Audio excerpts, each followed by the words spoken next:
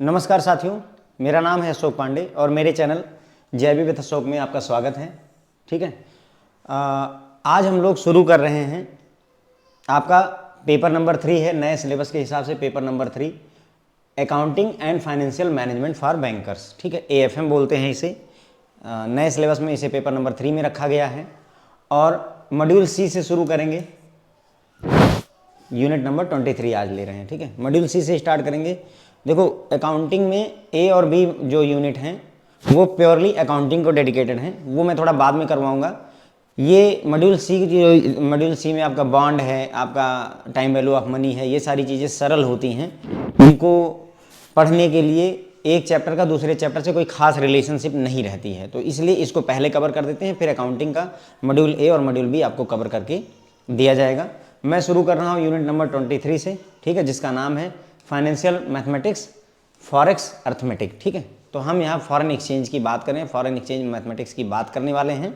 तो ये पार्ट 1 है फ्रेंड्स, क्योंकि बड़ा मतलब चैप्टर तो बड़ा नहीं है, कह सकते चैप्टर बड़ा नहीं कह सकते हैं, लेकिन ये है कि अगर आपको समझना है, देखो अगर जैसा बुक में दिया है वैसा मैं पढ़ा दूँ तो उसमें तो 12 पेज का है, बहुत ज़्यादा टाइम नहीं लगेगा, 40-45 मिनट में वैसे ही पढ़ाया जा सकता है। लेकिन थोड़ा मेरे पढ़ाने का हिसाब ज़रा सा अलग होता है, क्योंकि क्या है कि मैं आपको चीज़ें समझा करके ले चलता हूँ, इसलिए थोड़ा सा आपको दूसरों के मुकाबले मुझे ज़्यादा टाइम देना पड़ेगा, तो इसके लिए तैयार रहिए। लेकिन हाँ, ये है कि क्लास लेने के बाद में एश्योर रहिए कि आपके मन में सवाल कम होंगे और जवाब ज़्यादा होंगे। ठीक है, इस बात के लिए एश्योर रहिए। तो ये इसका पार्ट 1 है। आगे के पार्ट एक मतलब पार्ट 2 भी लेकर आएंगे। अभी के लिए पार्ट 1 में शुरू का कॉन्सेप्ट देखते हैं। देखिए, इंट्रोडक्शन की बात करें फॉरेन एक्सचेंज की। In banks when we talk of foreign exchange we refer to the general mechanism by which a bank converts the currency of one country into that of another. तो जब भी आप foreign exchange की बात करते हैं bank के point of view से, तो हम ऐसी मैकेनिज्म की बात करते हैं जहां पर एक करेंसी को दूसरी करेंसी में कन्वर्ट किया जाता है। डॉलर को रुपए में, रुपए को डॉलर में, यूरो को डॉलर में, डॉलर को यूरो में कन्वर्ट करने की बात की जाती है, वही फॉरेन एक्सचेंज को रेफर करता है। Foreign trade give right to foreign exchange. अब फॉरेन एक्सचेंज की जरूरत क्यों पड़ती है? क्योंकि हम विदेशी ट्रेड करते हैं। अगर मैं इंडिया में घूमूं, सामान खरीदूं तो मेरे पास रुपया है, काम चल जाएगा। लेकिन अगर मैं अमेरिका जाऊं, वहां पर आईफोन खरीदूं तो मुझे डॉलर चाहिए, है ना। अगर मैं दूसरी कंट्री में जाऊं, मान लीजिए जापान चला गया, मुझे जापानीज येन चाहिए होगी, वहाँ की करेंसी चाहिए होगी। तो जब आप विदेशी ट्रेड करते हैं तो उसी वजह से विदेशी एक्सचेंज को बढ़ावा मिलता है, फॉरेन एक्सचेंज का बढ़ावा मिलता है। Foreign trade is transacted either in the currency of the exporters country और दैट ऑफ इंपोर्टर्स कंट्री और दैट ऑफ थर्ड कंट्री। अब देखो, ये बोल रहे हैं कि जो फॉरेन ट्रेड होता है उसकी ट्रांजैक्शन कैसे होगी? या तो एक्सपोर्टर की जो कंट्री है, एक्सपोर्टर मान लो हमारे देश का है, इंडिया का, तो उसकी करेंसी रुपया है, उसमें ट्रांजैक्शन होगी। या तो फिर इंपोर्टर की कंट्री में की ट्रांजैक्शन में होगी। मान लो इंपोर्टर कौन है? अमेरिका का कोई इंपोर्टर है, तो उसकी करेंसी होगी डॉलर में, उसमें ट्रांजैक्शन होगी। या कोई थर्ड कंट्री है, ना इंडिया का है और ना ही अमेरिका का है, थर्ड कंट्री, जैसे पाउंड स्टर्लिंग, US डॉलर वगैरह, ऐसी करेंसी में होगा जो दोनों देशों के लिए एक्सेप्टेबल हो। जैसे मान लीजिए हमारे और हांगकांग के बीच में ट्रांजैक्शन हुई, तो हमारा रुपया है, हांगकांग का हांगकांग डॉलर है, दोनों एक दूसरे पर विश्वास नहीं करते मान लीजिए, तो भी हम डॉलर में विश्वास रखते हैं, तो ट्रांजैक्शन डॉलर में हो जाएगी, बीच वाली करेंसी में। ठीक है, लेकिन ये जो थर्ड कंट्री की जो वो होती है, करेंसी होती है, वो एक्सेप्टेबल होनी चाहिए, both the exporter and importer, importer और एक्सपोर्टर दोनों को एक्सेप्टेबल होनी चाहिए। ज़्यादा कोई गहराई में जाने की जरूरत नहीं, बस ऐसे समझते हुए चलिए कि हो क्या रहा है। Okay, in foreign trade exporter supplies the goods and the importer has to make the payment of the price of those goods. तो फॉरेन ट्रेड में क्या होता है? एक्सपोर्टर क्या करता है? सप्लाई करता है गुड्स को। मान लीजिए आप इंडिया में रहते हैं, आप एक्सपोर्टर हैं, ठीक है, तो एक्सपोर्ट क्या करेंगे? कोई सामान यहाँ से भेजेंगे। मान लीजिए हमने क्या भेजा, यहाँ से मैंगो भेज दिए, मैंगो बेचे हमने, ठीक है, तो एक पूरा शिप में, जहाज में भर करके हमने मैंगो बेचा, तो अब मैंगो वहाँ पहुँचेगा। इंपोर्टर की कंट्री मान लो US गया हुआ है, सऊदीया गया हुआ, कहीं गया हुआ है, तो US पहुँच गया वो, तो वहाँ पर हम एक्सपोर्टर हैं, तो जिसने मैंगो मंगवाया हुआ है वो इंपोर्टर हो गया। अब चूंकि हमने आम दिया है तो बदले में वहाँ से डॉलर मिलेंगे, क्योंकि US कंट्री है तो बदले में डॉलर मिलेगा। वही बात यहाँ लिखी गई है कि जो भी गुड्स हमने भेजा है उसके प्राइस का पेमेंट करना पड़ेगा। किसको करना पड़ेगा? इंपोर्टर को करना पड़ेगा, सीधी सी बात है। अब अगर कोई चीज़ हम एक्सपोर्ट करके लाते हैं, मान लो जो है हम जर्मनी से कार मंगवाते हैं, कार हमने इंपोर्ट करी, तो अब जर्मनी एक्सपोर्टर हो गया, हम इंपोर्टर हो गए। क्योंकि कार जर्मनी से आ रही है तो पेमेंट हम करेंगे, क्योंकि हम इंपोर्टर हैं। भाई वो कार देगा तो हमें पैसे देने पड़ेंगे, तो कॉमन सेंस की बात है। Okay, the importer however will make the payment in his Nations currency. लेकिन अब क्या होगा, इंपोर्टर क्या करेगा, अपने नेशन की करेंसी में पेमेंट करेगा। मान लो एक्सपोर्टर कहाँ का है, इंडिया का है। एक एग्जांपल समझते हैं, इंपोर्टर कहाँ का है, मान लेते हैं यूएस का है, तो यूएस में डॉलर चलता है, इंडिया में आईएनआर यानी रुपया चलता है। ठीक है, तो क्या होगा, जो ये इंपोर्ट किया है हमारे यहाँ से आम हम बेचे हैं और आम उसने खरीदा है इंपोर्टर ने, तो वो पेमेंट डॉलर में करेगा, है ना बात सही। वो उसके पास डॉलर है, वो डॉलर में पेमेंट करेगा। अब वो डॉलर जब हमें रिसीव होगा तो हम उसे कन्वर्ट करवाएंगे रुपए में, क्योंकि हमारे पास डॉलर आने का कोई मतलब नहीं है। तो वही बोल रहे हैं, and the exporter will require the payment in his countries currency. उसको किस में चाहिए, रुपए में चाहिए। इंपोर्टर किस में करेगा, डॉलर में करेगा। एग्जाम्पल के तहत बता रहा हूँ, वो डॉलर में पेमेंट करेगा और हमें रुपए में चाहिए। This therefore involve the conversion of currencies and transfer of fund from one country to another. इसकी वजह से क्या होगा कि हमें एक कन्वर्जन की जरूरत है। हमें क्या चाहिए कि डॉलर जो है कन्वर्ट हो जाए रुपए में। ठीक है, डॉलर रुपए में कन्वर्ट हो जाए, और साथ ही साथ में एक कंट्री से दूसरी कंट्री में फंड का भी ट्रांसफर होता है। हमारे यहाँ से आम गए, वहाँ से फंड आया, ये भी यहाँ इन्वॉल्व हो जाता है। ओके, फॉरेन एक्सचेंज इज दस कॉन्कॉमिटेंट ऑफ फॉरेन ट्रेड। मतलब इनका कहने मतलब कॉन्कॉमिटेंट मतलब होता है उसी के साथ साथ, समझ लीजिए। ठीक है, मतलब फॉरेन ट्रेड और फॉरेन एक्सचेंज दोनों साथ के साथ चलते हैं। अगर विदेशी ट्रांजैक्शन मतलब विदेशी व्यापार करोगे तो फॉरेन एक्सचेंज उसके साथ ही साथ होगा। दोनों एक साथ होने वाली घटनाएं हैं। ठीक है, ये बात यहाँ पर हमें क्लियर हो जाती है। अब आती है इंडियन फॉरेक्स मार्केट के बारे में।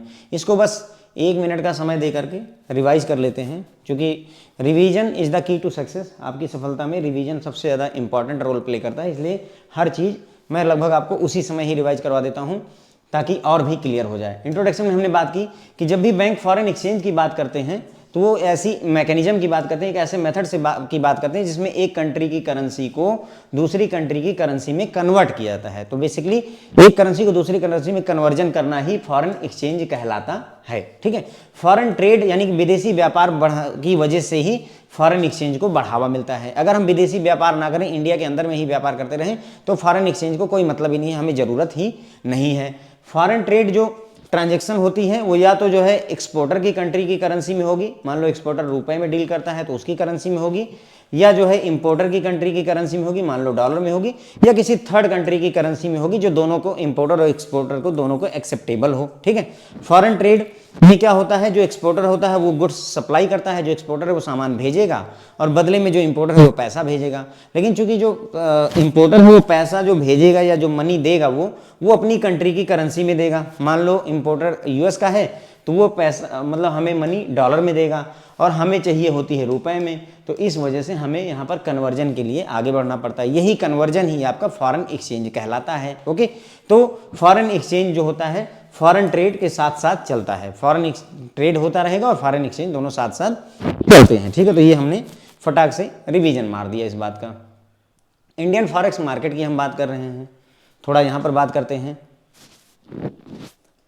Exchange rate movements in the Indian forex market do not necessarily follow the international trend particularly in short run. ये बोल रहे हैं कि जो हमारे इंडिया में जो फॉरेन एक्सचेंज का रेट है, अभी मान लो जैसे डॉलर है 80 रुपए का फॉर एग्जांपल मान लीजिए। ठीक है, तो जो ये 80 से मान लो कल को 85 हो जाता है, परसों को 90 हो जाता है, इस तरीके से अगर ये होता है तो ये इंटरनेशनल पैटर्न को नहीं फॉलो कर रहा है। हो सकता है इंटरनेशनल मार्केट में जो डॉलर का रेट है उस हिसाब से ना बढ़ रहा हो जिस रेट से हमारे देश में बढ़ रहा है। यही बात यहाँ पर कही गई कि जरूरी नहीं कि इंटरनेशनल ट्रेंड को हम फॉलो करें, और खास करके शॉर्ट रन यानी छोटे टाइम पीरियड में 3 महीने 6 महीने, इसमें तो बिल्कुल भी ये फॉलो नहीं करता है। The main reason for this is the restriction on free flow of capital into and out of country. ऐसा क्यों है, हम इंटरनेशनल ट्रेंड को क्यों नहीं फॉलो कर पाते हैं, यानी कि जो फॉरेन जो डॉलर का रेट है उसमें जो अप्स एंड डाउन्स है वो इंटरनेशनल ट्रेंड को इसलिए नहीं फॉलो कर पाते हैं क्योंकि हमारे देश में कैपिटल का जो फ्लो है, यानी कि पूंजी, सोचो मेरे पास में 10 बिलियन डॉलर हैं, क्या मैं वो 10 बिलियन डॉलर पूरा का पूरा अमेरिका में ले जा करके जो है इन्वेस्ट कर सकता हूँ? इस बात का जवाब दीजिए। नहीं कर सकते आप। क्यों? क्योंकि जो कैपिटल अकाउंट है वो पार्सली कन्वर्टिबल है, यानी कि कैपिटल की जो ट्रांजेक्शन्स होती हैं वो पूरी तरह से फ्री नहीं है, there are restrictions. Okay, main reason for this is restriction लगी हुई है, फ्री फ्लो ऑफ कैपिटल यानी पूंजी को आप फ्रीली फ्लो नहीं कर सकते हैं, रिस्ट्रिक्शंस लगी हुई है, सर्टन अमाउंट से ज़्यादा नहीं कर सकते, in and out of country, in भी और आउट भी। जैसे एफडीआई की बात करते हैं, फॉरेन डायरेक्ट इन्वेस्टमेंट, क्या रक्षा क्षेत्र में 100% जो है एफडीआई अलाउ की जा सकती है? नहीं की जा सकती, क्योंकि सारा का सारा इसरो में क्या 100% एफडीआई अलाउ की जा सकती है? पूरा पूरा विदेशियों के हाथ में दिया सकता है? नहीं दिया सकता है। तो रिस्ट्रिक्शंस हैं, उसी रिस्ट्रिक्शन की वजह से क्या होता है कि जो एक्सचेंज रेट है वो इंटरनेशनल ट्रेंड को फॉलो नहीं कर पाते हैं। Prior to the modified LERMS, liberalised exchange rate management system, यानी कि अभी क्या आया हुआ है? LERMS चलता है, लिबरलाइज यानी कि हम उदारीकरण कहते हैं, ठीक है। Liberalised exchange rate management system आने से पहले क्या होता था? Reserve bank fixed buying and selling rate, ठीक है। यानी कि अगर बात करें ये सिस्टम आने से पहले, LERMS के आने से पहले इंडिया में reserve bank of India decide करता था कि डॉलर कितने रुपए में खरीदा जाएगा और कितने रुपए में बेचा जाएगा। आरबीआई भी एकदम एग्जैक्ट नहीं बताता था। आरबीआई ये नहीं कहता कि 80 रुपए में खरीदो और 82 रुपए में बेचो, वो ये बोलता था कि भाई देखो 70 रुपए से लेकर के ±5 में खरीदो और 80 रुपए से लेकर के ±5 में बेचो। एक लिमिट सेट कर रखी थी कि मैक्सिमम लिमिट ये और मिनिमम लिमिट ये, इसी के बीच में रहो, इससे ज़्यादा नहीं। कोई ये चाहता, जैसे यहाँ पर क्या है कि 65 रुपए से लेकर के 75 रुपए के बीच में तुम बाई कर सकते थे डॉलर। अब कोई ये कहे कि मैं 80 रुपए दाम लगा दूंगा तो नहीं अलाउ था। क्यों? क्योंकि आरबीआई ने रिस्ट्रिक्ट कर रखा था कि इसी रेंज के बीच में रहना है। कोई ये बोलता है कि मैं 40 रुपए में डॉलर खरीदूंगा, नहीं कर सकता, क्योंकि आरबीआई ने रिस्ट्रिक्शंस लगा रखी थी। तो वही बोल रहा है कि रिजर्व बैंक ऑफ इंडिया जो है बाइंग और सेलिंग रेट डिसाइड किया करता था। The market would remain with in the ceiling and the floor, और जो मार्केट थी उसको उसी के सीलिंग और फ्लोर में रहना पड़ता था। मतलब सीलिंग मतलब छत हो गई और फ्लोर मतलब फर्श हो गई, तो इसी एक दायरे के बीच में ही रहना पड़ता था। बोलते हैं ना सीलिंग फैन लगे होते हैं, है ना, वो छत पे लगे हुए होते हैं या दीवारों पर लगे हुए होते हैं, तो वो हो गया। उसके बाद में 10 फिक्स्ड बाई रिजर्व बैंक। तो रिजर्व बैंक जो रेट फिक्स करता था उसी के दायरे में ही रह करके मार्केट को चलना पड़ता था। लेकिन बाद में फिर LERMS आया, जिसे बोलते हैं liberalised exchange rate management system. अब आरबीआई यहाँ पर रेट को डिसाइड नहीं करता। रेट का डिसीजन कई सारे फैक्टर से होता है, जैसे डिमांड और सप्लाई कितनी है उस पर्टिकुलर करेंसी की, दूसरा इंटरेस्ट रेट क्या है दोनों कंट्री, मान लो यूएस और इंडिया की बात करें तो इंडिया में क्या इंटरेस्ट रेट मिल रहा है, यूएस में क्या इंटरेस्ट मिल रहा है, ये सारी चीज़ें अब डिसाइड करती हैं। लेकिन पहले आरबीआई डिसाइड करता था। However at present the forces of demand and supply in local interbank market drive the exchange rate. लेकिन अगर आज की हम बात करें तो रेट कहाँ से डिसाइड हो रहा है कि भाई डिमांड और सप्लाई कितनी है इंटरबैंक मार्केट में। इंटरबैंक मार्केट का क्या मतलब हुआ? जब एक बैंक दूसरे बैंक के साथ में ट्रांजेक्शन करता है, जैसे आप कस्टमर हैं, आप जाकर के ब्रांच में फॉरेन एक्सचेंज खरीद सकते हैं, वैसे ही बैंकों को भी आपस में एक दूसरे से फॉरेन एक्सचेंज खरीदना और बेचना पड़ता है, तो उसे इंटरबैंक मार्केट कहते हैं। ठीक है, तो लोकल इंटरबैंक मार्केट में कितनी डिमांड बनी हुई है उसी से ही डिसाइड होता है कि हाँ रेट क्या रहने वाला है। ठीक है, तो मैंने आपको यहाँ पर फॉरेन एक्सचेंज मार्केट के बारे में बताया। तो यहाँ पर हमने देखा कि जो एक्सचेंज रेट है, हमारे देश का एक्सचेंज रेट का मूवमेंट है, वो इंटरनेशनल पैटर्न को नहीं फॉलो कर पाता है। पर्टिकुलरली शॉर्ट रन में तो बिल्कुल नहीं, छोटे पीरियड में बिल्कुल नहीं फॉलो कर पाता है। उसके पीछे कारण ये है कि हमारे यहाँ फ्री फ्लो ऑफ जो कैपिटल है, कैपिटल को आज़ादी से फ्लो होने में रिस्ट्रिक्शंस लगाई गई है। मैंने कहा ना 10 बिलियन डॉलर ना तो अमेरिका का कोई व्यक्ति डायरेक्टली ला के इन्वेस्ट कर सकता है, ना ही हम ही ले जा करके इन्वेस्ट कर सकते हैं, अलाउ नहीं है, रिस्ट्रिक्शंस आर देयर, बहुत सारी रिस्ट्रिक्शंस हैं वहाँ पर। इसी वजह से यानी कि कंट्री में लाना और कंट्री के चाहे इन करो और चाहे आउट करो, दोनों केस में रिस्ट्रिक्शंस लगी हुई हैं। ओके, तो इस वजह से हम इस पैटर्न को फॉलो नहीं कर पाते इंटरनेशनल। उसके बाद में पहले क्या होता था, रिजर्व बैंक ऑफ इंडिया ये डिसाइड करता था कि बाइंग और सेलिंग रेट क्या होगा सभी करेंसी का, डॉलर का, यूरो का, सबका वो डिसाइड करता था। और उसमें भी पर्टिकुलर रेट नहीं डिसाइड करता था, वो एक फ्लोर और सीलिंग बताया करता था कि इस लिमिट के अंदर में रह करके आपको मार्केट में रेट कोट करना है। ओके, फिर बाद में आरबीआई से ये पावर हटाई गई और ये लाया गया उसकी जगह पे LERMS, liberalised exchange rate management system को लाया गया, जिसमें अब आरबीआई नहीं डिसाइड करता कि डॉलर का रेट क्या रहेगा, अगर आरबीआई डिसाइड कर रहा होता तो डॉलर का रेट इतना बढ़ने ना पाता, उसको 40 रुपए पर कर देते कल ही उठा करके, ओके। लेकिन अब ऐसा नहीं रहा, अब ये चीज़ डिसाइड होती है किससे, मार्केट में डिमांड और सप्लाई कितनी है उस पर्टिकुलर करेंसी की, उसी के आधार पर ही डिसाइड होता है। अगर डिमांड ज़्यादा रहेगी, ठीक है, और सप्लाई कम रहेगी तो दाम बढ़ता है, ये बात बड़ी सीधी सी है। अब हम बात करेंगे डायरेक्ट कोट और इनडायरेक्ट कोट की, ठीक है। डायरेक्ट कोट क्या होता है, इनडायरेक्ट कोट क्या होता है। A currency quotation is the price of a currency in terms of another currency. तो कोटेशन क्या होता है, किसी करेंसी का कोटेशन का मतलब होता है एक करेंसी का प्राइस दूसरी करेंसी के फॉर्म में जब डिसाइड किया जाता है तो उसे ही करेंसी कोटेशन कहते हैं। क्या कहते हैं, करेंसी कोटेशन। जैसे ये लिखा हुआ है $1 इक्वल टू 80 रुपीज़, तो इसका मतलब हुआ ये एक करेंसी की कोटेशन है, किसकी, डॉलर की कोटेशन है, जिसमें हमें ये पता चल रहा है कि डॉलर के बदले में कितने रुपए देने पड़ेंगे, ओके। तो इसे हम कोटेशन बोलते हैं। एग्जाम्पल इन्होंने दिया हुआ है $1 इक्वल टू 75 रुपीज़, तो इसका मतलब ये हुआ $1 इक्वल टू 75 रुपीज़ के दो बातें निकलती हैं। पहला, $1 तुम्हारी जेब में है, उसको अगर बेचोगे, सेल करने जाओगे $1 तो 75 रुपये मिलेंगे, और अगर तुम्हें डॉलर खरीदना है तो तुम्हें 75 रुपये 75 रुपीज़ देनी पड़ेंगे, तब जाकर के आपको $1 मिलेगा। क्लियर हो जाती है बात, ओके, ठीक है। तो अगर मतलब तुम्हें बाई करना है तो कितना, अगर मेरे पास डॉलर नहीं है, मेरे पास रुपया है, मान लो मेरे पास कितने रुपए हैं, 100 रुपये।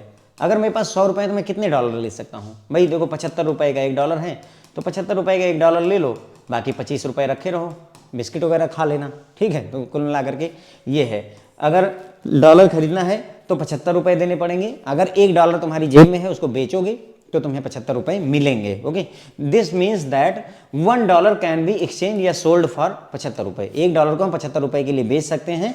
अल्टरनेटिव भी कह सकते हैं कि बी में पे हम पे कर सकते हैं 75 रुपये, ताकि $1 खरीद सकें। $1 अगर आपको बाई करना है तो आपको 75 रुपये पे करने पड़ेंगे, ये बात मैंने आपको बता दी है ऑलरेडी, ठीक है।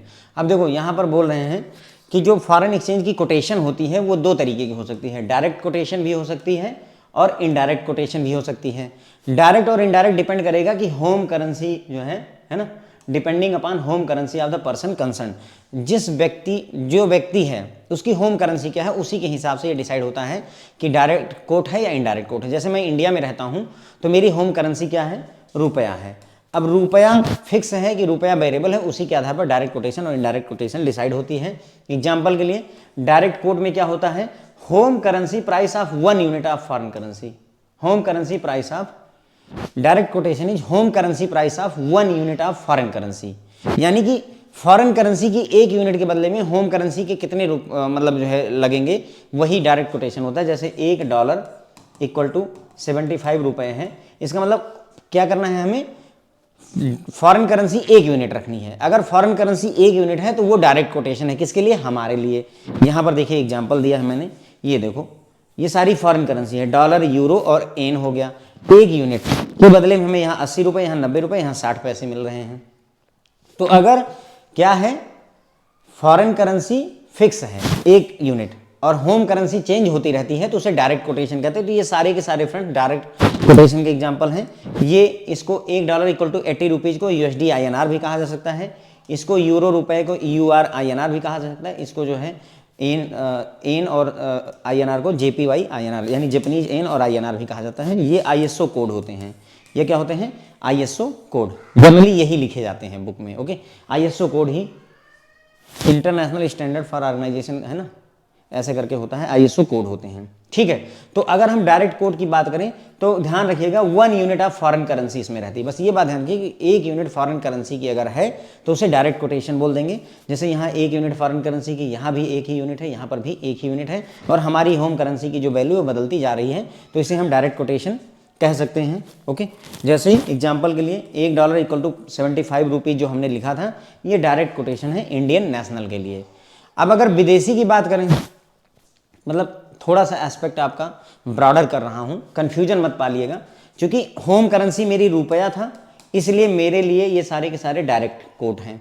लेकिन अगर आप US में हैं, मान लीजिए आप US में हैं, एक US नेशनल के व्यक्ति हैं, तो आपकी होम करेंसी क्या है, डॉलर है, आपकी होम करेंसी डॉलर है। इसका मतलब आपके लिए जो है ये फॉरेन करेंसी हो गई, आपके लिए ये फॉरेन करेंसी हो गई, आपके लिए ये फॉरेन करेंसी हो गई। और यहाँ पर मान लो 1 रुपये के बदले में $0.015 मिल रहा है, यहाँ पर 1 यूरो के बदले में मान लो $1.2 मिल रहा है, यहाँ 1 येन के बदले में $0.0045 मिल रहा है। तो ये विदेशी यानी अमेरिकन व्यक्ति के लिए ये सारे डायरेक्ट कोटेशन हैं। समझिए, थोड़ा एस्पेक्ट बड़ा करिए। मतलब यूएस की होम करेंसी क्या है? डॉलर है। तो जो होम करेंसी डॉलर वाला व्यक्ति है जो यूएस में रहता है उसके लिए ये सारे डायरेक्ट कोटेशन है, क्योंकि ये सारी फॉरेन करेंसी हैं उसके लिए, और फॉरेन करेंसी 1 यूनिट में अगर है तो उसे डायरेक्ट कोटेशन बोलते हैं। थोड़ा समझ लीजिए, ज़्यादा गहराई मत जाइएगा, हमारे काम में यही काम चल जाएगा। जेआईबी में इससे ज़्यादा जाने की ज़रूरत नहीं होती है, वो थोड़ा सा मैंने बता दिया। देखो यहाँ पर एक और बात होती है, ये किसकी कोटेशन है? डॉलर की कोटेशन है। यहाँ बेस करेंसी कौन सी है? डॉलर। उसी तरीके से इसको यूएसडी आईएनआर भी लिखते हैं। इसको क्या लिखेंगे? यूएसडी आईएनआर इक्वल टू 80 लिख सकते हैं। इसको क्या लिख सकते हैं? Euro INR equal to 90। जो ये लिखा गया है उसी चीज़ को इस तरीके से भी लिखा सकता है, जापानीज येन आईएनआर 0.60 ऐसे भी लिखा जा सकता है। इसका मतलब ये हुआ कि 1 यूएसडी बराबर 80 रुपये, 1 यूरो बराबर 90 रुपये, 1 जापानीज येन बराबर 0.60 रुपए, ये होता है इसका मतलब। ठीक है, यहाँ पर ये जो करेंसी होती है फ्रेंड, इसे बेस करेंसी बोलते हैं। इसे क्या बोलते हैं? बेस करेंसी बोलते हैं। या जो पहली करेंसी होती है आईएसओ कोड में, जो पहली करेंसी होती है फ्रेंड, आईएसओ में जो पहली करेंसी होती है उसे हम क्या बोलते हैं? पहली करेंसी को हम बेस करेंसी बोल देते हैं। तो डायरेक्ट कोटेशन आपको समझ में आ गया मेरे ख्याल से। इनडायरेक्ट कोटेशन इसका जस्ट उल्टा होता है। डायरेक्ट कोटेशन में क्या था? हमारी फॉरेन करेंसी 1 यूनिट थी, हमारी फॉरेन करेंसी 1 यूनिट थी, 1 यूरो, 1 डॉलर, 1 येन थी। अब यहाँ क्या होगा? हमारी इनडायरेक्ट कोटेशन में होम करेंसी 1 यूनिट होगी बस। 1 unit of home currency equal to कितनी फॉरेन करेंसी की यूनिट के, यानी कि 1 रुपये इक्वल टू कितना डॉलर के, 1 रुपये इक्वल टू कितना यूरो के, यानी 1 रुपये इक्वल टू कितना येन के। अगर ऐसा रेट दिया हुआ है तो उसे हम इनडायरेक्ट कोटेशन कहते हैं। अच्छा, डायरेक्ट कोटेशन को डायरेक्ट कोटेशन क्यों कहते हैं? क्योंकि हमें डायरेक्टली पता होता है कि किस विदेशी करेंसी का रेट क्या है। जैसे मैंने कहा $1 इक्वल टू 80 रुपये, तो मुझे सीधे पता चल गया कि $1 का कीमत कितनी है? 80 रुपये है। डायरेक्ट पता चल गया, 80 रुपये पता चल गया। यहाँ पर मान लो 1 रुपये बराबर $0.015 है, तो क्या मुझे ये पता चल रहा है कि $1 की कीमत कितनी है? $1 की कीमत यहाँ से पता चल पा रहा है? नहीं, इसीलिए इसे इनडायरेक्ट कोटेशन कहते हैं। ओके, डायरेक्ट कोटेशन उसे कहिए जिसमें आपको विदेशी करेंसी का दाम सीधे पता चल जाए। मुझे चाइना में युआन चलता है, मुझे चाइनीज एक युआन कितने का है अगर मैंने पूछा और आपने कहा 15 रुपये का है, तो आपने डायरेक्ट कोटेशन की बात कर दी। ओके, क्लियर हो जाती बात? ठीक है, चलो, तो ये हो गया इनडायरेक्ट कोटेशन में होम करेंसी की 1 यूनिट रहेगी और बाकी का वेरिएबल रहता है। तो 1 रुपये, 1 रुपये, 1 रुपये यहाँ फिक्स है और ये जो है चेंज होते रहते हैं। अगेन इसको, क्योंकि ये बेस, यहाँ पर बेस करेंसी कौन सी है? रुपया है। यहाँ बेस करेंसी रुपया, यहाँ बेस करेंसी रुपया है, इसलिए पहले आईएनआर लिखेंगे फिर यूएसडी। थोड़ा इस बात के फ़र्क को महसूस करिएगा। देखिए, यहाँ आईएनआर पहले है, यूएसडी बाद में है। यहाँ क्या था? यहाँ यूएसडी पहले था, क्योंकि $1 जो था वो बेस करेंसी थी, इसलिए पहले यूएसडी लिखेंगे और कोटेशन किसकी होगी? यूएसडी की होगी। यहाँ कोटेशन किसकी है? रुपये की कोटेशन है। समझ लीजिएगा अच्छे से, है ना? तो ये आईएनआर यूएसडी, ये आपका रुपए की कोटेशन है तो आईएनआर यूरो, ये रुपए की कोटेशन है तो आईएनआर जापानीज येन। ये सारे के सारे आपके इनडायरेक्ट कोटेशन होते हैं। ठीक है, अब थोड़ा सा आगे बढ़ते हैं और देखते हैं इंटरनेशनल प्रैक्टिस क्या है। ये तो हमने डायरेक्ट इनडायरेक्ट कोटेशन आपको समझाया, लेकिन इंटरनेशनल प्रैक्टिस ये है, it would be worthwhile to mention that globally the practice being followed is where all the currencies, मतलब ग्लोबली पूरी दुनिया में प्रैक्टिस क्या है कि लगभग सभी करेंसी, कुछ को छोड़ करके, एक्सेप्ट अ फ्यू, कुछ करेंसी को आप छोड़ दीजिए, बाकी जितनी भी करेंसी हैं उन सब के लिए are quoted as direct quote. यानी दुनिया भर में कुछ करेंसी, 4-5 करेंसी को छोड़ दीजिए, बाकी सारी की सारी करेंसी डायरेक्ट कोट में ही कोट की जाती हैं और वहां पर भी इन टर्म्स ऑफ यूएसडी में की जाती हैं। ज़्यादातर करेंसी यूएसडी में ही कोट की जाती हैं। डायरेक्ट कोटेशन होगी और यूएसडी में होगी। तो हमारे लिए डायरेक्ट कोटेशन क्या थी? USD upon INR. इसी तरीके से पूरी दुनिया में ही कोटेशन जो लिखी जाएंगी वही ऐसे ही लिखी जाती हैं, USD upon INR, USD upon Japanese yen, ऐसे लिखी जाती हैं। ओके, वही बोल रहा है कि इन टर्म्स ऑफ यूएसडी लिखा जाता है, यानी कि इनका कहने का मतलब ये हुआ कि 1 यूएसडी इक्वल टू कितनी यूनिट ऑफ अदर करेंसी है, ये स्टैंडर्ड फॉलो किया जाता है। ठीक है, डायरेक्ट कोटेशन के लिए हमेशा यूएसडी के टर्म में ही कोट किया जाता है कि एक यूएसडी बराबर कितनी दूसरी करेंसी कितनी हुई। अब यहाँ अगर हम आए तो देखिए यहाँ पर बहुत सारे रेट कोट हैं, आपको बताना है कि डायरेक्ट कोट कौन सा है, इनडायरेक्ट कोट कौन सा है। तो मैंने आपको बताया कि अगर यूएसडी आगे है इसका मतलब ये हुआ कि एक यूएसडी बराबर इतना आईएनआर, राइट। इसका मतलब एक यूएसडी बराबर इतना आईएनआर हो गया, राइट। यहाँ पर डायरेक्ट कोटेशन नहीं है, यहाँ पर भी नहीं है, यहाँ पर भी नहीं है। यहाँ देखो है एक यूएसडी बराबर इतना जापानीज येन, एक यूएसडी बराबर इतना स्विस फ्रैंक, एक यूएसडी बराबर इतना कैनेडियन डॉलर, एक यूएसडी बराबर इतना हांगकांग डॉलर। तो ये सारे के सारे आपके जो है क्या है, डायरेक्ट कोटेशन है। तो अगर मैं यहाँ पर समराइज करने की कोशिश करूँ तो अगर शुरू में जो पहली करेंसी लिखी हुई अगर वो यूएसडी है तो इसका मतलब फ्रेंड्स वो डायरेक्ट कोट होता है, ठीक है। अब हम इंटरनेशनल प्रैक्टिस के हिसाब समराइज करें तो अगर पहली करेंसी इसमें यूएसडी आईएनआर में पहली करेंसी अगर यूएसडी है, कहीं भी कोई भी रेट देख लीजिए उसमें पहली करेंसी अगर यूएसडी है तो वो डायरेक्ट कोट है। अगर पहली करेंसी यूएसडी नहीं बल्कि कोई और करेंसी है तो वो इनडायरेक्ट कोट होता है। तो ये देखो यहाँ पर दूसरी करेंसी है तो ये सारे इनडायरेक्ट कोट हो जाएंगे आपके, ठीक है। तो ये डायरेक्ट कोट का समझ में आ गया। और उसके बाद हमने ये कहा था कि कुछ ज़्यादातर all currency except a few, कुछ करेंसी को छोड़ करके बाकी सभी के सभी डॉलर के टर्म में दी जाती हैं, लेकिन जो कुछ रह जाती हैं वो कौन कौन सी रह जाती हैं वो देख लेते हैं, ठीक है। ग्रेट ब्रिटेन पाउंड या ब्रिटिश पाउंड कहते हैं, यूरो, ऑस्ट्रेलियन डॉलर और न्यूजीलैंड डॉलर, ये सारे के सारे जो है फ्रेंड्स आपके इनडायरेक्ट कोटेशन में आते हैं। यानी एक ग्रेट ब्रिटेन पाउंड या एक यूरो या एक ऑस्ट्रेलियन डॉलर या एक न्यूजीलैंड डॉलर इक्वल टू कितना डॉलर, ठीक है। मतलब इनका कहने का है कि ये डॉलर वाली बात को मानते ही नहीं, ये नकारते हैं कि यार तुम बड़े नहीं हो, हम बड़े हैं, हमारे हिसाब से चलेगा। तुम ये बताओ एक यूरो इक्वल टू 10 डॉलर या कितना डॉलर, ये बताओगे। जबकि अमेरिका कहता है कि भैया एक डॉलर इक्वल टू बाकी सब बताओ, तुम सब लोग बताओ कितना येन, कितना ये वो, कितना रुपया, कितना रियाल, सब कुछ बताओ। लेकिन ये लोग नकार जाते हैं कौन कौन सी currencies, Great Britain pound, euro, Australian dollar और न्यूजीलैंड डॉलर, ये चार जो है कहते हैं कि नहीं हम पहले आएंगे तुम बाद में आओगे। यानी एक जो है यूरो इक्वल टू कितना डॉलर, ये वाली कहानी हो जाती है। Therefore currency rates are generally quoted as given they can be under. तो इन्होंने एग्जाम्पल में हमने दिया हुआ है, देखिए मैंने आपको बताया ना कौन कौन से। देखो यूरो कहता है कि मैं पहले रहूंगा, यानी एक यूरो इक्वल टू कितना डॉलर, इतना डॉलर। एक Great Britain pound equal to कितना डॉलर, ये देखिए यही बात यहाँ पर हो रही है। एक ऑस्ट्रेलियन डॉलर होगा कितना यूएसडी के। इसी तरीके से एक न्यूजीलैंड डॉलर का भी यहाँ पर हम है ना, यहाँ हम चाहें तो अगर NZD न्यूजीलैंड डॉलर का अगर रेट आएगा तो वो इसी फॉर्म में आएगा, वो भी इनडायरेक्ट कोट किया जाता है, ठीक है। तो हमने समझा क्या, डायरेक्ट कोटेशन का मतलब हुआ अगर यूएसडी पहले है, ठीक है। और अगर इनडायरेक्ट कोटेशन का मतलब क्या हुआ, अगर डॉलर पहले नहीं है बल्कि बाद में है, ठीक है। अब कई बार ऐसी परिस्थितियां बनेंगी जहां पर डॉलर होगा ही नहीं। मान लो एक कोटेशन मैं लिखता हूं जापानीज येन अपान INR। अब भाई मैंने आपको ग्लोबल प्रैक्टिस बताई कि अगर यूएसडी पहले है तो डायरेक्ट कोटेशन हो गया। हाँ सर बहुत अच्छा, समझ में तो आया। और मैंने कहा कि अगर डॉलर बाद में है और कोई करेंसी पहले है तो वो तो हो गई क्या नाम है, इनडायरेक्ट कोटेशन। यहाँ बताओ यहाँ तो डॉलर है ही नहीं, अब ये डायरेक्ट कोटेशन है या इनडायरेक्ट कोटेशन है, इस बात का जवाब दीजिए, ठीक है। तो देखो ये डायरेक्ट कोटेशन या इनडायरेक्ट कोटेशन है, इसके लिए आप शुरू में आइए। जब मैंने स्टार्टिंग की थी तो मैंने आपको बताया कि किस कंट्री के आप रहने वाले हैं। अब अगर मान लो मैं इंडिया का रहने वाला हूँ, कहाँ का रहने वाला हूँ, इंडिया का। अगर मैं इंडिया का रहने वाला हूँ तो ये डायरेक्ट कोटेशन है, क्यों, क्योंकि एक जापानीज येन इक्वल टू कितना INR के है, ये डायरेक्ट कोटेशन है। अगर मैं जापान का रहने वाला हूँ तो ये मेरे लिए इनडायरेक्ट कोटेशन है ना, इनडायरेक्ट कोटेशन। क्योंकि क्या हो रहा है कि फॉरेन करेंसी फिक्स रहनी चाहिए, एक यूनिट फॉरेन करेंसी। जबकि यहाँ पर क्या हो रहा है, जापानीज येन अपान INR मान लेते हैं इक्वल टू 0.60 है। इसका मतलब हुआ कि एक JPY इक्वल टू 0.60 INR हुआ, ठीक है। अब जापान के व्यक्ति के लिए क्या चाहिए कि जो विदेश की करेंसी वो एक होनी चाहिए। जापान के व्यक्ति के लिए चाहिए कि एक INR इक्वल टू कितना जो है येन, ये होना चाहिए, तो डायरेक्ट कोटेशन होता। तो ये उसके लिए इनडायरेक्ट कोटेशन है, ठीक है। तो किस कंट्री का आप रेफरेंस में हो भाई, उसके हिसाब से डायरेक्ट इनडायरेक्ट कोटेशन डिसाइड होता है। लेकिन ज़्यादातर आपको कोटेशन इन्हीं में ही मिल जाएंगी, ज़्यादा उसमें परेशान होने की जरूरत नहीं है। और डायरेक्ट कोटेशन है या इनडायरेक्ट कोटेशन, इससे कोई खास फर्क नहीं पड़ता है। देखो बैंक हमेशा सस्ते में खरीदता है, महंगे में बेचता है, ध्यान दीजिएगा। Bank always buy low and sell high करता है।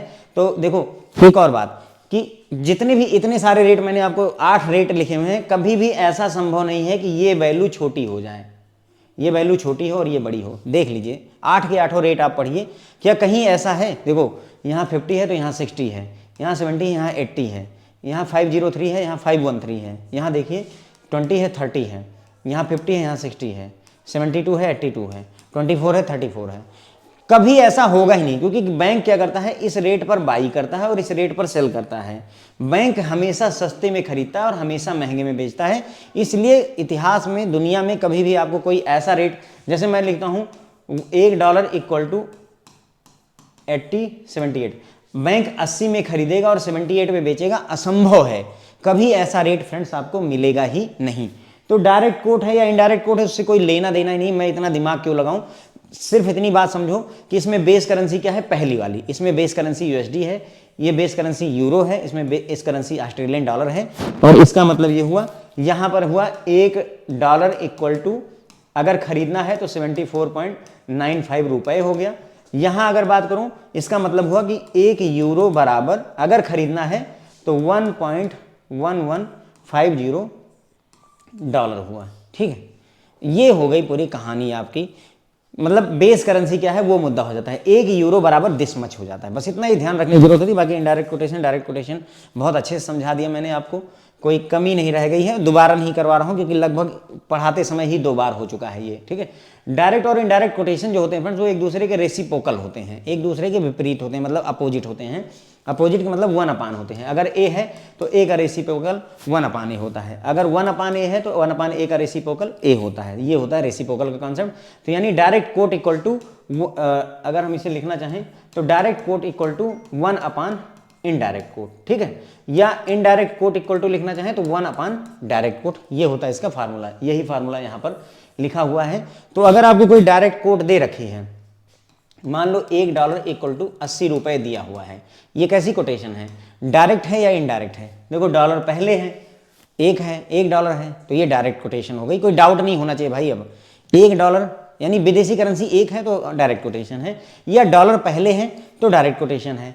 ठीक है, तो अगर $1 80 रुपए तो ये डायरेक्ट कोटेशन हो गई। अब इससे इनडायरेक्ट कोटेशन निकालनी है। इनडायरेक्ट कोटेशन का क्या मतलब हुआ, देखो ये आपका USD/INR लिखा हुआ है। इसको अगर हम दूसरी भाषा में लिखना चाहें तो ये USD/INR लिखा हुआ है इक्वल टू 80, USD/INR 80। आपको निकालना है INR/USD इक्वल टू कितना होगा, ये है असली सवाल। यानी $1 80 रुपए का है, आपको पता करना है कि 1 रुपए में कितने डॉलर मिलेंगे, ये होता है सवाल। 1 रुपए में कितने डॉलर मिलेंगे, हमें पता क्या है, $1 80 रुपए का है। तो रेसिप्रोकल वाली बात कही थी तो 1/80 कर दीजिए उठा करके, बस इसको क्या करेंगे हम 1/80 कर देंगे, $1/80 रुपए निकल आएगा। देखिए $1 इक्वल टू 80 रुपए का है, कितना है, $1 इक्वल टू 80 रुपए का है। तो मैं इसे इधर लिख देता हूँ, 80 रुपए बराबर $1 के हो जाएगा। तो 1 रुपए बराबर कितने के हो जाएगा, 1/80 डॉलर के हो जाएगा, है ना। Basic mathematics. 5 पेन इतने की है तो 1 पेन कितने की होगी, वही वाली। 1 रुपए बराबर 1/80 डिवाइड कर दीजिए, जो भी आ जाए, मान लो 0.25 आ गया फॉर एग्जाम्पल, मैं कैलकुलेट नहीं कर रहा हूँ।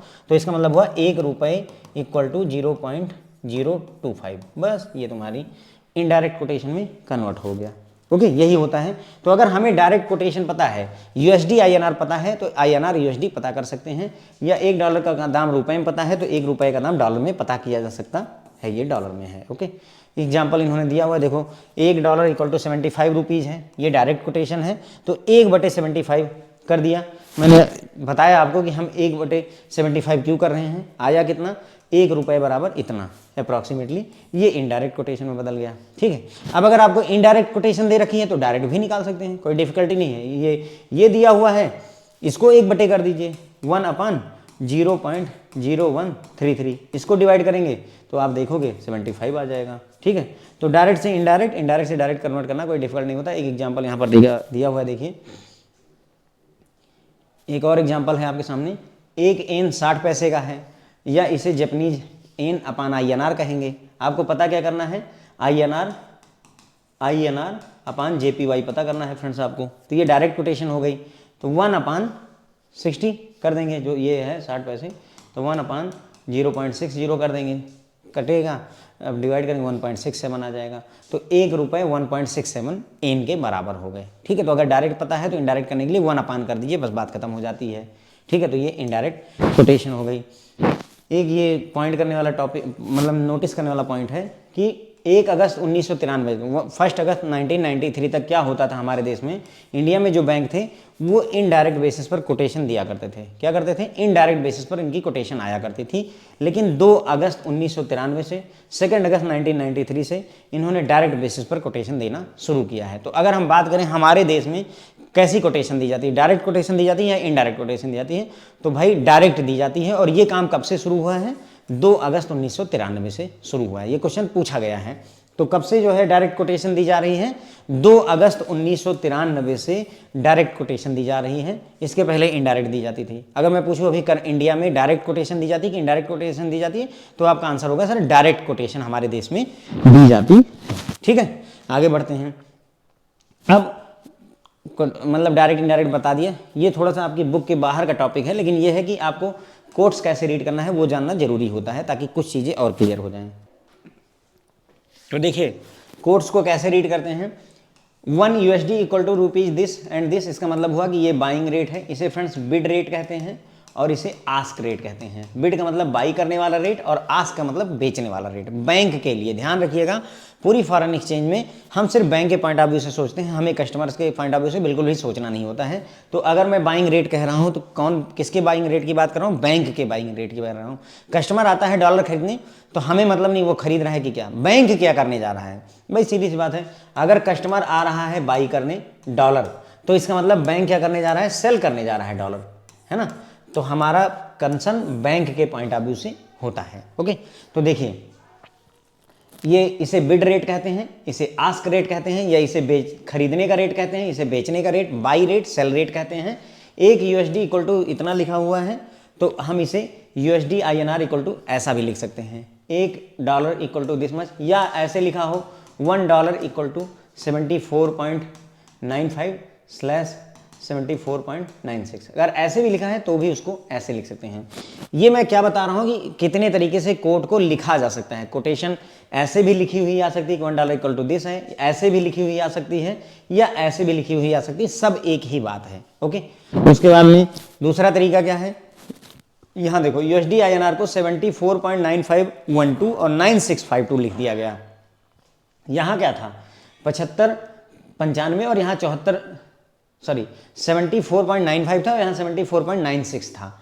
यहाँ क्या किया इन्होंने, देखो केवल लास्ट की 4 डिजिट को अलग किया है। यहाँ 4 डिजिट अलग हैं, यहाँ 4 डिजिट अलग हैं। ऐसे भी कोटेशन दी जाती है। इसका मतलब क्या होता है, देखो जो 4 डिजिट हैं उनको इन 4 डिजिट से रिप्लेस करना होता है। अगर यहाँ 3 लिखी होती, मान लो यहाँ 9 ना होता, तो यहाँ की 3 को इधर लास्ट से 3 को रिप्लेस करते, लास्ट से करते हैं फ्रेंड्स, ये बात आपको ध्यान रखनी है। अगर सोचो ये भी ना दिया होता, सिर्फ इतना लिखा होता, तो इन 2 को हम लास्ट की 2 से रिप्लेस करते। ये फंडा यहाँ पर चलता है। ओके, इसका मतलब ये हुआ कि मैं क्या लिखूंगा 74 पॉइंट, और यहाँ पर भी 74 पॉइंट। देखो ये तो वैसे लिख दो 9512 पहले से ही दिया है, तो इसमें तो कोई रॉकेट लगाना ही नहीं है। ठीक है, यहाँ रॉकेट साइंस अगर हो भी रहा है तो हम क्या करेंगे 9652 को यहाँ के 4 से रिप्लेस कर देंगे, तो 9652 हो जाएगा। ठीक है, तो ये अब आपका बाइंग रेट हो गया, ये आपका सेलिंग रेट हो गया। तो अगर ऐसे लिखा हुआ है, अगर ऐसे लिख कर आ रहा है, तो उसको ऐसे समझ लेना होगा। यही होता है कि कोट को कैसे रीड करते हैं, मैं आपको यही समझाने का प्रयास कर रहा हूँ।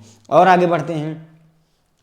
जो मैं आपको कह रहा था कि लास्ट के 2 डिजिट में काम करते हैं, वो वाला एग्जाम्पल यहाँ पर है। देखिए यहाँ क्या है, यहाँ सिर्फ 2 हैं, तो मैं क्या करूँगा 74 पॉइंट यहाँ पर और 74 पॉइंट यहाँ पर लिख दूंगा। 9520 पहले है तो 9520 यहाँ तो लिख ही दीजिए, इसमें तो कोई डाउट नहीं है, तो रेट पूरा दिया है। अब क्या करिए, ये जो लास्ट के जो यहाँ कितने डिजिट हैं 2, तो लास्ट की 2 डिजिट रिप्लेस कर दीजिए। यानी कि हम क्या करेंगे 95 वैसे ही रहने देंगे, क्योंकि यहाँ कोई चेंज हो नहीं रहा है, और 20 की जगह 50 कर देंगे। बस ये हो जाता है कोटेशन का मतलब। ठीक है, ऐसे कोटेशन को रीड किया जाता है। ठीक है, तो यहाँ 20 और यहाँ पर 50 हो गया। क्लियर हो जाती है बात, ताकि आपके मन में डाउट ना बने कि सर ये क्या हो रहा है। यहाँ पर जैसे कई बार क्या होगा कि सर 50 है तो क्या करें, यहाँ 50 लिख दें क्या, नहीं सर, ये 20 और ये 50 एक दूसरे से रिलेटेड हैं। ओके, उसके बाद में क्या होता है कि आपको इस प्रीमियम दिया होता है, फॉरवर्ड पॉइंट दिए होते हैं, उनको कैसे रीड करना है। देखिए 1 मंथ का स्वैप दिया है, 1 मंथ का स्वैप दिया हुआ है, 3 मंथ का स्वैप दिया हुआ है, इसको कैसे रीड करेंगे ये भी पढ़ लेना जरूरी है। तो देखो हमारे पास क्या है, स्पॉट रेट दिया हुआ है। स्पॉट रेट क्या होता है अभी पढ़ेंगे थोड़ी देर में, ठीक है। 70 45 25 71 25 25, ठीक है, ये रेट दिया हुआ है। ये बाई करने का रेट है, ये सेल करने का रेट है। तो उसी तरीके से ये भी आपका बाई और सेल, ये भी बाई और सेल का हो जाएगा, ये बाई का और ये सेल का हो जाएगा, ठीक है। यहाँ पैसा लिखा हुआ है, ध्यान देंगे। अब इसको रीड कैसे करते हैं वो मैं आपको समझाता हूँ। देखिए रीड करने में कुछ नहीं करना होता है। हमारा जो रेट दिया हुआ है मान लो बिड का, ठीक है, 70.4525 दिया हुआ है, ठीक है। कितना दिया हुआ, 70.4525 दिया हुआ है। आप क्या करोगे, यहाँ पर 30 है, तो क्या करोगे 30 को लास्ट से यहाँ पर 30, बस ये हो जाएगा। 30 कहाँ से, लास्ट से 30 लेना है। इसी तरीके से ये देखो हमारे पास आस्क रेट दिया हुआ है, यहाँ पर 60 है, समझ रहे हैं। बिड रेट मतलब जो खरीदने का रेट है, ये सारे के सारे एक ग्रुप के लोग हैं ये, और ये बाकी जो बचे ये दूसरे ग्रुप के लोग हैं। मैं ये क्यों कह रहा हूँ, मतलब मैं इसमें जो है 60 नहीं ऐड करने वाला या घटाने वाला, मैं इसमें 30 ही ऐड करूँगा या घटाऊँ, क्योंकि खरीदने का सस्ता वाला होता है और ये सारे सस्ते हैं। आप देखिए अगर यहाँ पर तो buy low buy low buy low buy low वाला है ना, ठीक है।